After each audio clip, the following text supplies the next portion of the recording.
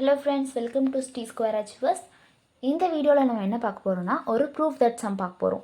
போன வீடியோவில் நம்ம ஃபார்முலாஸ்லாம் பார்த்தோம் இல்லையா, அந்த ஃபார்முலாஸ்லாம் வச்சு ஒரு சம் சால்வ் பண்ணுறது எப்படின்னு பார்க்க போகிறோம்.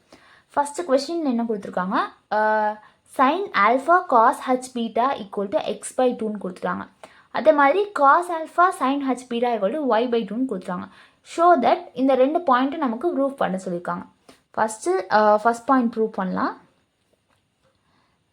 cosecant alpha minus I beta plus LHS நம்ம எடுத்துக்கிறோம். First LHS alpha plus I beta. ஓகேவா, cosecant alpha minus I betaவை நம்ம எப்படி எழுதலாம் பாருங்கள், ஒரு ஹிண்ட் மாதிரி எழுதுறீங்க. கொசிகனை நம்ம எப்படி எழுதுவோம், கொசிகன் தீட்டாவை நம்ம எப்படி எழுதுவோம், 1/sin தீட்டான்னு எழுதுவோம். கரெக்டாக இந்த ஃபார்மேட்டில் இப்போ நம்ம இதை எழுத போகிறோம். சைன் தீட்டா யூஸ் பண்ணி எழுத போகிறோம்.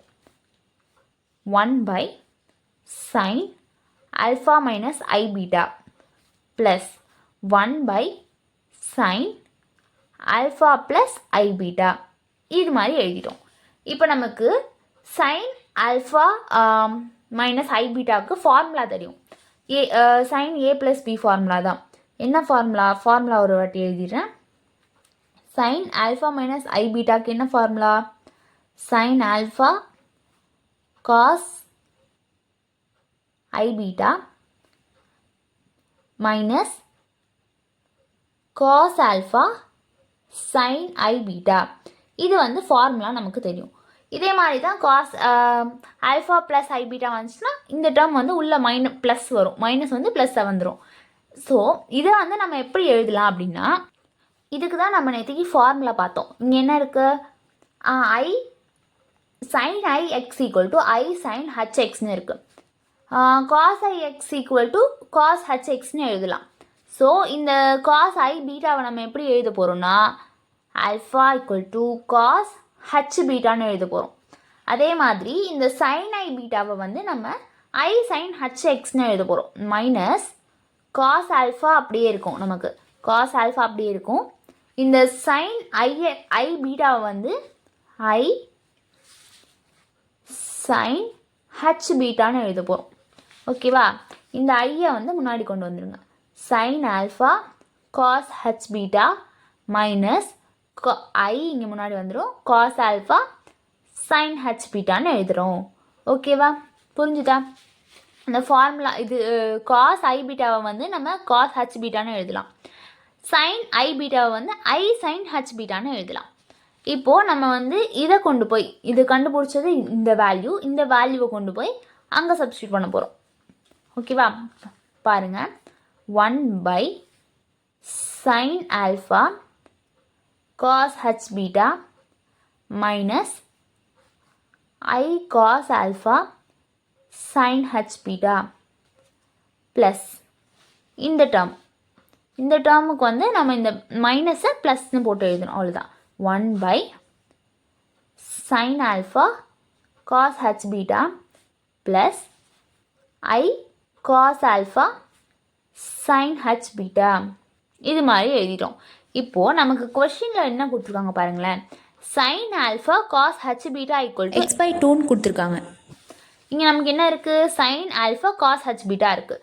ஸோ நம்ம இதுக்கு பதிலாக 1/x/2ன்னு போடுறோம். அதே மாதிரி காஸ் ஆல்ஃபா சைன் ஹச் பீட்டாக்கு என்ன கொடுத்துருக்காங்க, y/2ன்னு கொடுத்துருக்காங்க. கரெக்டாக, அப்போது மைனஸ் இந்த காஸ் ஆல்ஃபா சைன் ஹச் பீட்டாக்கு நம்ம y/2 போடுறோம். இந்த ஐ வந்து இவங்க கூட இருக்கிறது, ஸோ அது ஐ அப்படியே தான் இருக்கும். அதே மாதிரி இங்கேயும் அதே தானே இருக்குது, ப்ளஸ் மட்டும்தான் மாறி இருக்குது. ஸோ இங்கேயும் x/2 ப்ளஸ் ஐ y/2ன்னு தான் வரும்.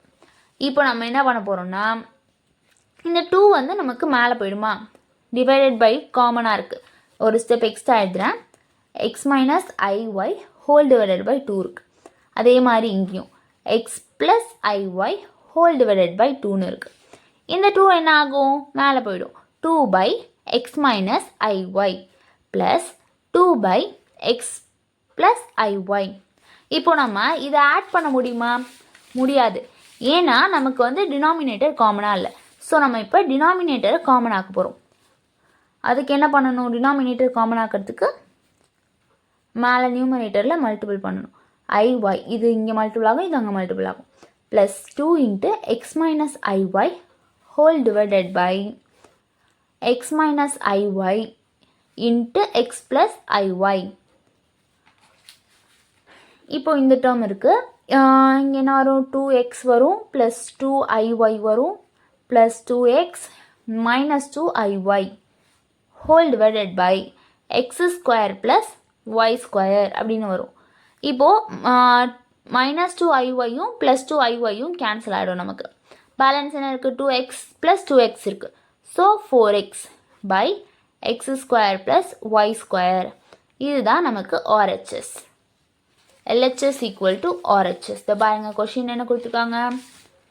cosecant alpha minus I beta plus cosecant alpha plus I beta equal to 4x by x square plus y square கொடுத்துருக்காங்க.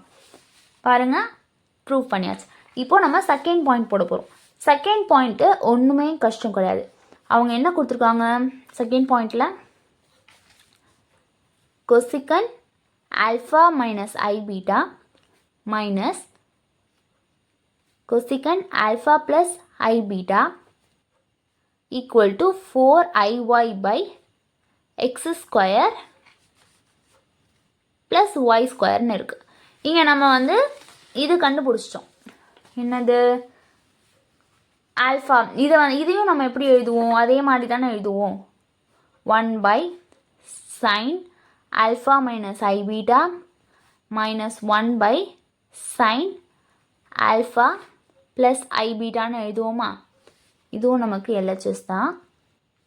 இப்போது வந்து இதுக்கு தான் நமக்கு ஆன்சர் கண்டுபிடிச்சி வச்சிட்டோம். என்ன கண்டுபிடிச்சி வச்சோம்? 1 by x by 2 minus IY by 2 plus 1 by x by 2 plus IY by 2ன்னு கண்டுபிடிச்சி வச்சிட்டோம்.